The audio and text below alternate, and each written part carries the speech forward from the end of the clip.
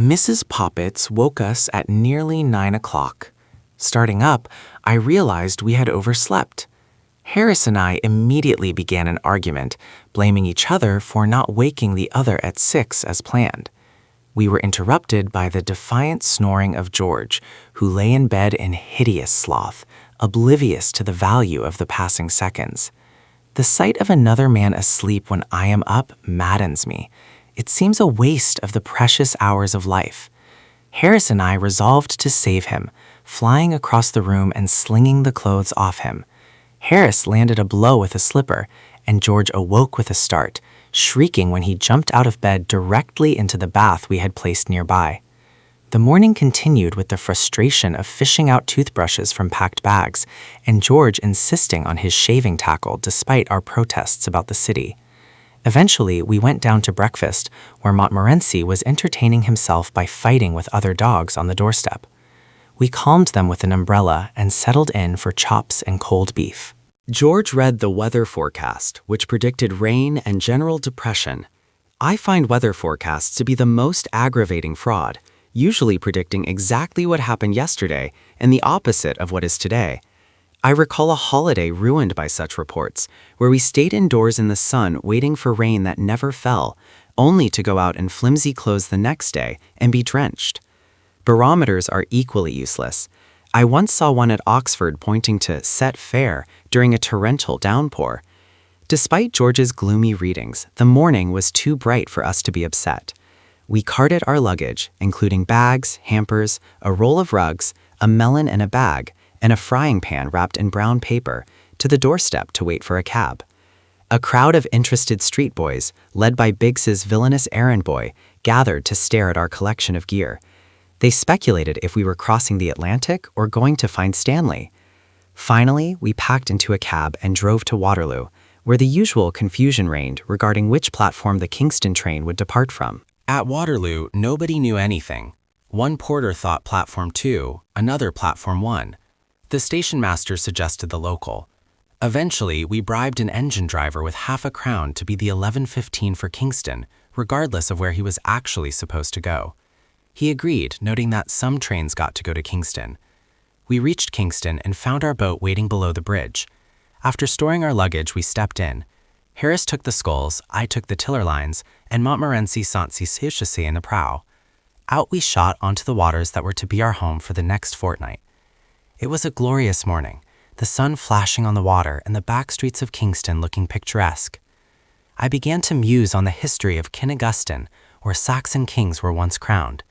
Caesar crossed the river here, and Queen Elizabeth seems to have frequented every public house in the vicinity. I imagined what it would be like if Harris became famous. People would flock to the one pub he hadn't patronized. I mused on poor King Edwy and Elgiva being interrupted by the brutal Odo and St. Dunstan. Years later, Kingston rose again when Hampton Court became a Tudor palace. The old houses there, with their gabled roofs and latticed windows, speak of the days of hose and doublet. Speaking of Kingston, a friend once went to buy a hat and was shown a magnificent carved oak staircase in a shop. The walls were covered in blue wallpaper, which the owner explained covered even more carved oak. My friend was horrified, but the owner preferred a cheerful room over a gloomy one. This seems to be the rule of the world. Everyone has what they don't want. Single men want wives. Married men don't. Poor people have many children. Rich couples have none. I remember a boy at school, Stivings, who loved Greek and French verbs, but was always ill with everything from bronchitis to sunstroke. He would sob because they took his Latin exercises away. Meanwhile, those of us who wanted to be ill couldn't catch so much as a stiff neck until the holidays began. Our great-grandfathers had a fair notion of the beautiful, and our art treasures are their commonplaces. I wonder if our everyday objects will be prized in the future. Take the china dog in my lodgings. It is white with blue eyes and a red nose. I find it irritating, yet in 200 years it will likely be dug up and placed in a glass cabinet as a 19th century masterpiece. People will gush over the depth of color on its nose. The presents from Ramsgate will be ancient English curios. While I was lost in these thoughts, Harris threw away the sculls and sat on his back with his legs in the air. I had forgotten I was steering, and we had run into the towpath. Harris was not pleased, and used language I shall not repeat. He proposed I take a turn at the tow line. We passed the mellow old wall of Hampton Court, which I find charming with its 50 shades of lichen and ivy. I often think I'd like to live there, though it might be ghastly at night. We men are creatures of the sun. We huddle in cities to feel brave against the stillness of the dark trees. Harris asked if I'd ever been in the Hampton Court maze. He went in once to show a cousin the way, having studied a map. He told some people they could follow him, and soon he had a procession of 20 followers, including a woman with a baby. Harris kept turning right, but they eventually passed the same half of a penny bun on the ground. The crowd turned on him, calling him an imposter. He produced his map, but nobody knew where they were. They tried to get back to the entrance, but ended up in the center instead. They got so lost that they had to call for a keeper. A young new keeper climbed over to help them and promptly got lost himself. They had to wait for an old keeper to finish his dinner and come rescue them all. Harris thought it was a very fine maze, and we agreed we should try to get George to go into it on the way back. We passed through Molesey Loch, which is usually the busiest on the river. On a fine Sunday, it is a brilliant tangle of blazers, hats, and many-colored parasols. The river affords a great opportunity for dress. I think men look quite naughty in boat gear.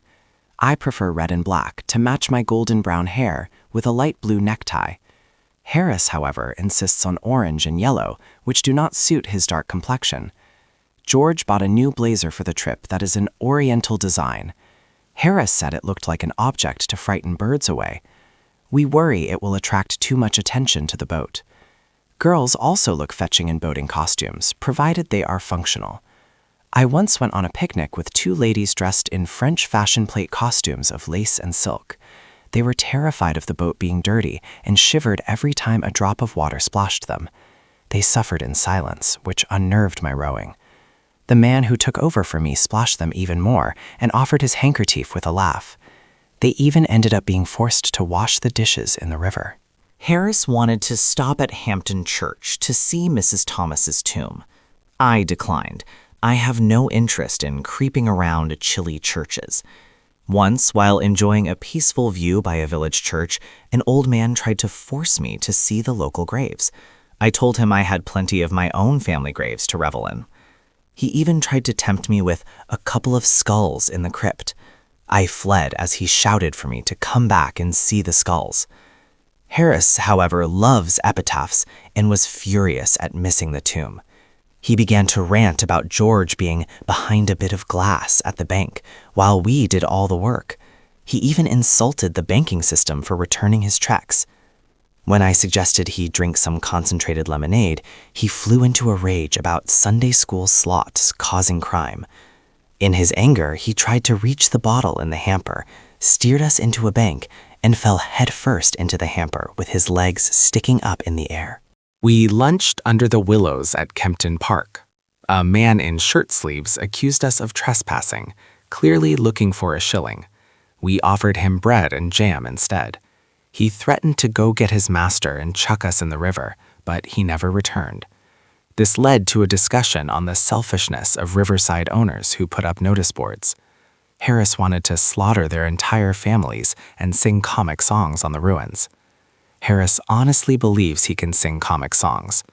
At parties, he stands by the piano and invariably confuses the words of the Judge's song from Trial by Jury with the Admiral's song from Pinafore. He breaks off to argue with the pianist and then continues in a voice that suggests an approaching earthquake. He never realizes what an ass he is making of himself, believing he has given everyone a treat. I recall a party where 2 students tricked us into listening to a comic German song by Herr Slausen-Boschen. They told us it was so funny that the German emperor had to be carried to bed laughing. None of us knew German, so we watched the students. When they roared with laughter, we did too, to hide our ignorance. The professor looked increasingly annoyed and scowled at us, which we thought was part of the deadpan act. He ended the song with a note of agony, and we shrieked with laughter. Then he jumped up and cursed us in German, revealing it was a tragic song about a girl in the Harz Mountains who died for her lover. He had sung it for the emperor, who had sobbed like a child. We felt like fools, and the party broke up in silence. We all slipped out one by one without saying goodnight. We reached Sunbury Lock and sculled up to Walton. Caesar and Queen Elizabeth were both there, as usual. There is an iron scold's bridle in Walton Church for curbing women's tongues, though they've given up the attempt now. The river winds tremendously above the bridge, making towing difficult. We passed Oatlands Park, where the Duchess of York had a graveyard for her 50 dogs. At Corway Stakes, Caesar fought Cassivellaunus, who had planted the river with stakes. We passed Hollyford and Shepperton, where I had to distract Harris from more tombs by knocking his cap into the water.